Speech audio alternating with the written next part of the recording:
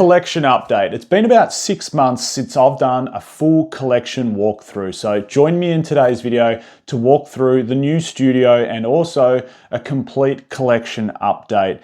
It's the great fun thing about investing, isn't it? It's actually a tangible object that you get to keep, look at, observe, enjoy. Like it's the fun part which separates it from any other investment, isn't it? You know, it has nostalgia attached, it has a massive collectability attached, and that's the whole fun of it. That's what makes Pokemon investing so fun.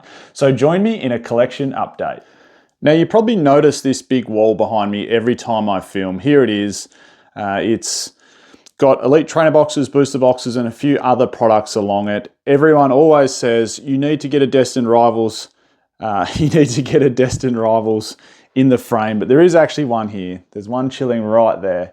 But let's go through this wall behind me and then we can go through some other products. So we'll start off with the Elite Trainer boxes. So look, let's add some, I suppose, investing little trinkets in this while we go. Elite Trainer boxes, if you've watched a video recently, I talked through Elite Trainer boxes.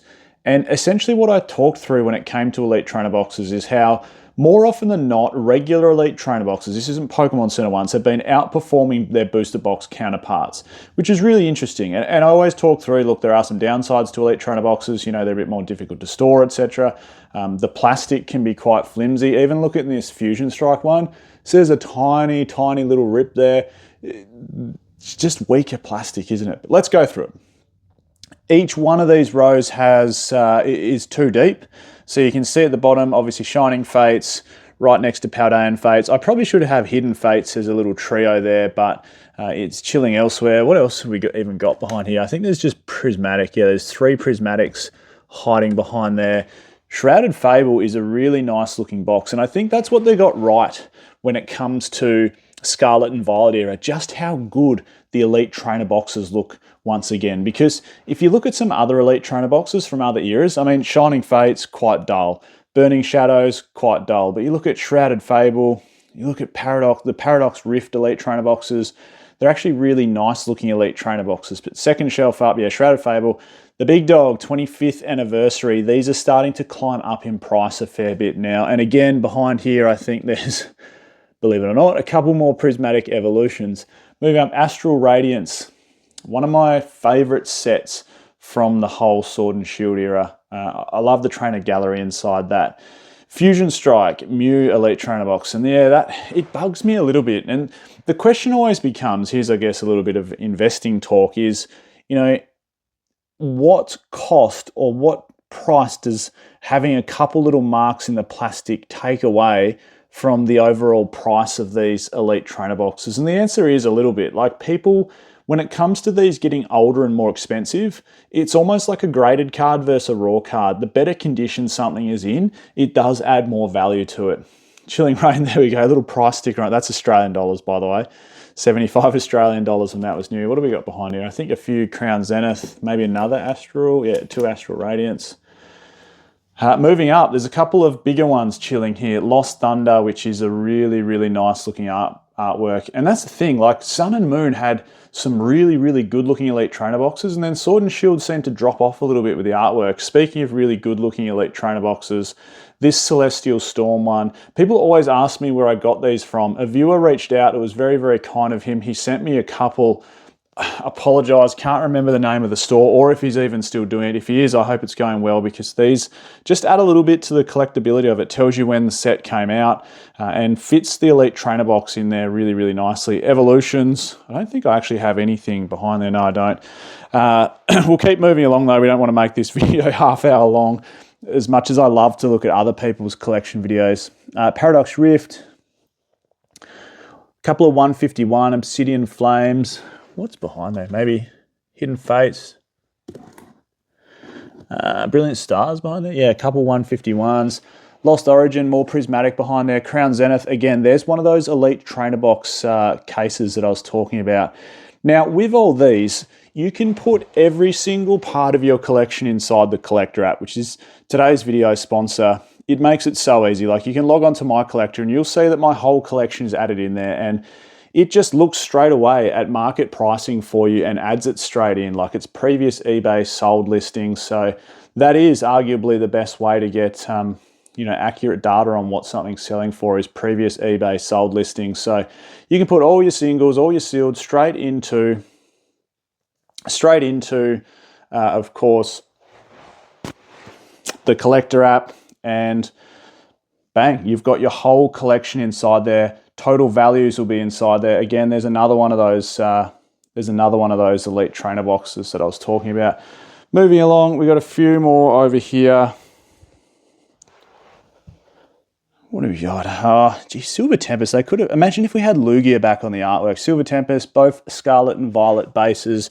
In behind here, I think, is a few more Hidden Fates and another Brilliant Stars. Evolving Skies. I think there's a couple of Evolving Skies in there. Battle Styles. Pokemon Go. There we go. Geez, they were cheap for a long, long time, weren't they? And all of a sudden, what do you know? They've started to actually lift up in price a little bit. Darkness Ablaze, Vid Voltage, couple of Champions Path. Another Crown Zenith chilling behind there by the looks of things. Here's going to be one of the big, big dark horses of Scarlet and Violet era. That is Black Bolt and White Flare. Actually very, very underrated sets. I wish I had a few more of these. I've only got two Black Bolt, two White Flare. Picked those up at release. Some really good. I think they'll perform really, really well, those. What do we got here? A few Ascended Heroes, Prismatic Evolutions. Geez, we're stacked with Ascended Heroes inside here. I think there's 4 Ascended Heroes in this shelf. Destined Rivals. This will be a good performing Elite Trainer box, although reprints will probably impact it a little bit. Phantasmal Flames. The second Chilling Rain. What else have we got behind here? Don't tell me more Prismatic. Yeah, probably more Prismatic. I don't even know what I'm up to. I'm up to like 18 Prismatic Evolutions Elite Trainer boxes. A few more Elite Trainer boxes here. Some more modern ones in Perfect Order and Chaos Rising. The only Pokemon Center one which I've got, it's really hard to get Pokemon Center Elite Trainer boxes in Australia. It's quite frustrating actually, but a viewer sent that in, which was really, really kind of him because he knows that I like Astral Radiance. Zacian and Zamazenta. These are like premium Elite Trainer boxes from very early Sword and Shield. They're a little bit bigger, as you can see, compared to the Elite Trainer boxes sitting underneath them. Really premium black and gold look to them. What else have we got? A couple of Ascended Heroes. Booster bundles here. The GOAT of DBZ. Dragon Ball Z Score. Pitch Black chilling at the top, and a 151 UPC. I'm going to save the booster boxes to last as we cruise along. Just a couple of individual booster packs chilling at the top. What do we got? Neo, Neo Discovery, Team Rocket, Unlimited, Gym Heroes First Edition, Jungle, Gym Challenge, Jungle. These three I pulled as a kid. I never pulled the Charizard, which was so disappointing from base set, but I did pull the Dark Charizard. So that's why these three are chilling here. They're all very nostalgic to me. It's cool to display. I thought this Charizard had a swirl on it. Maybe it doesn't. And again, a nice gift. My favorite SIR from the whole Scarlet and Violet era, which is Alakazam from 151. Cool artwork. Above the Elite Trainer boxes on this side when we were above Celestial Storm. A couple of 151 Japanese. There's probably just a few spare booster boxes chilling in behind here. Prismatic, one of those Elite Trainer box holders. New little bit of art here, a little bit of lighting with Pokeoz. A Sword and Shield UPC and 25th anniversary UPC. And chilling at the top, Blooming Waters. And these little tins that are cruising at the top, these are the 5 tins that make up the Ascended Heroes set there. I just think they're really, really cute, so that's why they're chilling at the top there. How cool's the Pikachu one? That is very, very cool. Now, onto the booster boxes. Let's go. So, everyone says I don't have Destined Rivals, but it's always behind me in frame when I'm talking. So, there is a Destined Rivals. I've sort of gone in order here from oldest to newest. So, we might start at newest. Well, yeah, Pitch Black is up there, of course, because I need to rearrange. But then it was Chaos Rising, Perfect Order, Phantasmal Flames, of course, Mega Evolution Base. I mean, say what you want. This blacked out look, you know, it doesn't look great from a front-on sort of display perspective, but it does give that neat and tidy sort of look, I guess. I'd prefer to see Pokemon on there. Moving back, Journey Together was the last Scarlet and Violet booster box. Destined Rivals, Stellar Crown, Surging Sparks, all the way to the other side. Then we had Twilight Masquerade, Temporal Forces, Paradox Rift, Obsidian Flames, Paldea Evolved, and Scarlet and Violet base. So every single Scarlet and Violet booster box there, all in acrylic cases. I'd love to have one of every booster box, like just imagine that. But going forward, of course, that's the aim. I will have one of every booster box going forward. I am still missing one from Sword and Shield. Silver Tempest being the final booster box from the era. Lost Origin, of course, moving back. Astral Radiance. Now, keep in mind, Sword and Shield block had more booster boxes than Scarlet and Violet. Brilliant Stars is a really nice looking box. Arguably the best looking sealed product from Sword and Shield is the Fusion Strike booster box. Very, very good looking box. Evolving Skies, also a nice looking box.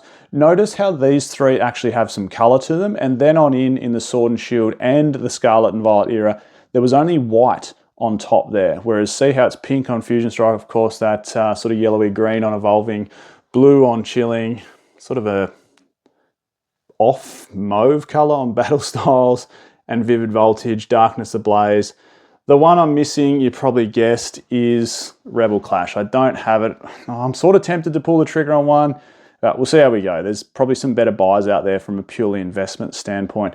Then going back in time, we have a few Sun and Moon booster boxes. So Cosmic Eclipse, Unified Minds, Unbroken Bonds, and of course, I'm missing the big one to round out the 4 tag team sets, which is of course Team Up.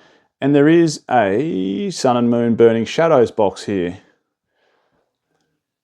Sort of a one-hit wonder Burning Shadows. But as you can see, over time, even one-hit wonder sets can really start to go up in price. You know, I shouldn't say I bag out Phantasmal Flames, but I always say it really, really reminds me of Burning Shadows in that, you know, there's one amazing chase card. Plus, of course, it does have the gold one in Phantasmal Flames, but it doesn't have enough chases to push it through the next boundary to become a super, super expensive booster box. The only thing that eventually helped Burning Shadows was simply just time. Time helped Burning Shadows. One final bit to show you is there's a lot. I'm going to do a binder video soon. Everyone bags me out for keeping my cards inside this old school Dragon Ball Z binder. With the rings inside there. I get it, it's not the safest for the cards, but there's no cards in there that are in, you know, super, super mint condition. They're all Wizards of the Coast holos that I like to collect, so it doesn't faze me. I get it, I know it's better, but it doesn't faze me. Heap of sort of individual booster packs here. There's some old school ones like Lost, zoomed in a bit much there, sorry, Lost Thunder. I think I've got 20 Lost Thunder individual packs. There's a bunch of Evolving Skies individual packs. There is Burning Shadows, there's Silver Tempest, there's Sword and Shield base blisters, a couple of Prismatic, prize pack.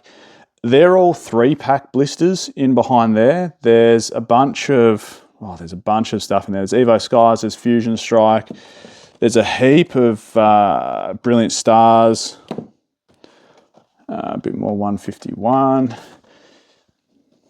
But 3-pack blisters, I love 3-pack blisters, just to show you what we're talking about. You know, 3-pack blisters are awesome. You know, Blastoise coin, Leafeon holo promo, 3 Brilliant Stars packs inside there. You know, can't be weighed, can't be tampered with, just awesome pickups. And then up the top, I'll just show you the one last section, of course, just, you know, my aim is to buy 1 booster box a week at the moment, and, you know, they're just getting sort of filled up in there. So there you go. There's a bit of a collection update. I'd love to hear how your collection's going. Again, you can check out mine on the Collector app. Thanks everyone for tuning in. Your support means so much, and I'll catch you all next time.